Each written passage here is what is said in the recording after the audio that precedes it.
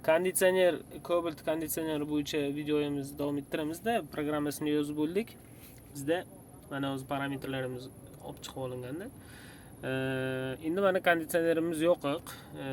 Signal zapros konditsioneri yonyapti programmadan keyin. O'chirsak o'chadi, yo'qsa yo'q edi. Lekin relay kompressor konditsioneri, ya'ni buyruq kompyuterdan relayga chiqmaydi.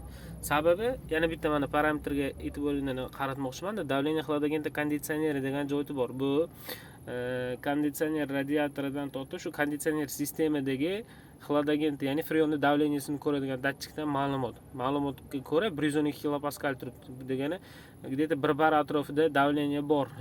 Bu давление juda oz hisoblanadi.